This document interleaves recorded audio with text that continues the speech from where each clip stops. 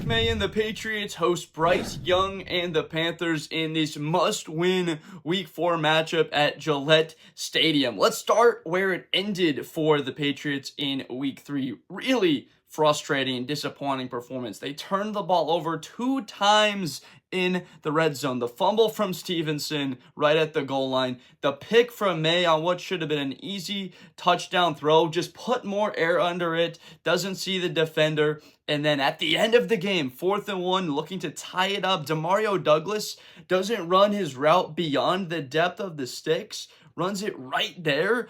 Catches the ball and doesn't immediately get upfield for the first down. Man, that was a really hard play to watch. They lose a game to Pittsburgh that you just did not feel you would lose with Mike Vrabel as your coach now. I was high on him. I had them as a 9-8 team with the potential to get to the playoffs. What does it look like right now? A team that cannot protect their quarterback, and it is impacting his confidence. Now, what I mean by that is 12 sacks. And when you look at Drake Maye in the pocket, and when you're a Carolina Panthers fan watching this game expecting to have a field day getting after the quarterback, his eyes are coming down. If his first read is not there, then he's good throwing to his first read. The ball is out on time, it's on rhythm, but if that is covered, this season, Drake Maye has had a ton of struggles. His eyes are coming down. They're on the pressure and what's happening around him, and he is getting sacked and not being able to see the entire field. He's not getting to that second, third part of his progression. What should get you excited as a Carolina Panther fan is they're up 7-0, right? And then they force the 3-and-out in the first quarter on defense. Atlanta punts, you muff the punt. Oh no, Atlanta's going to get the ball back. Here we go again. Carolina has another 3-and-out that they force. Falcons give you the football. Tell me that that's not an improved defense, a team that's playing with a bit more confidence. Bryce Young, I know you started off 0-2, but how about that performance? 30-0 on the Atlanta Falcons. Nobody is giving you a chance unless you're a Panthers fan, and that one with a sense of optimism. It just looked like Bryce Young was having fun for the first time this season. At the end of the first quarter, he's able to get a scramble for a first down, and you see a smile on his face. He looks a little bit more like the kid from Alabama that won the Heisman Trophy in 2021. These are things that you love to see from your quarterback. Third year, we're expecting that leap in play for him to play at a higher level. Through the first couple of weeks, you had not seen it. It was a lot of panic for Carolina fans that they were going to sit there and watch their quarterback continue to struggle and not play at particularly a high level on the season. This is huge because you have these quarterbacks that have incredible expectations put on their shoulders when the rosters have had difficulties. Xavier Legette doesn't play last week for Carolina. He's not at all been a factor on this offense. Remember, a first-round pick. Last week, New England doesn't have Christian Gonzalez. He is expected to be back for New England. That is big news in their secondary. He is a phenomenal talent for them. He's going to have a tough day. Tet McMillan, a little bit more production for Carolina, starting to use their top 10 pick on the outside. But Xavier Legette, I talked about it last week after we really broke down and went into what was happening. The details didn't appear to be there in his game. If he's going to be out there on the field, he has to play with a sense of urgency, something that we did not see from Demario Douglas on 4th down. I cannot believe it. At the sticks and you're stopping on a 4th and 1. Doesn't matter if it's 3rd and 4, 4th and 1. You run that route beyond them in case the throw comes a bit behind so that you don't have to be back behind and have to lunge for the first down. And he didn't even lunge for it. I can't talk about that play anymore. It just gets me too fired up. But that's the sense of detail, the sense of urgency that Mike Vrabel was bringing in. You thought you wouldn't see those types of mistakes, especially a third player in Douglas. Although on the day, positives, right, from the passing game that we saw from Drake Maye, besides the lack of time in the pocket for him to throw. That is a good defense for the Pittsburgh Steelers. On the day, Drake Maye actually was pretty good throwing the football. Where they struggled was with the turnovers. We have 4 turnovers in this game. Drake Maye, 268 yards. He has over 100 passer rating. The defense played fine against Pittsburgh. They played well enough. That is a game they absolutely should have won. That's a game I thought coming into the season that they would. Now, against Carolina, and where we talk about these teams, a lot of this stuff in the middle of the pack. The Patriots are currently 11th in yards, which is pretty good. 3 weeks into it now, and against the competition that they've played. Look, people are going to say, oh, you played the Raiders and didn't play well week 1. That's a 1-2 football team that can't protect Geno Smith or run the football. Miami Dolphins look like they might be the worst team in the league. You play who you play. Currently, they are 11th in the league statistically in yards, 22nd in points. That has to improve. Left 14 on the table at the end of the first half, beginning of the second half, and then you have the Drake Maye fumble. There's the turnover at the end. This could have been a 30-point performance of them. They could have won that game easily. Defensively, it's been fine. 17th in yards, 19th in points. A lot of that will improve throughout the season. I believe that this defense is better than what the numbers have said. They have the personnel. I love Harold Landry. I love Milton Williams. That defensive line has come together, and we see a lot of positive traits going forward. The Carolina offense has to be more creative using Bryce Young's legs. I understand you want him to develop into a pocket passer, but that is not what him the Heisman Trophy. It was his dynamic ability outside the pocket, using his legs. We saw on the touchdown run in the first quarter. He gets outside. He has the edge player, right? Jalen Walker just comes flying, right? He's trying to use his athleticism, his speed, lives this massive gap wide open for Young to run through. He takes advantage. That's what he can do. He can take advantage of your mistakes that a player makes. Left tackle just pushes him out of the way.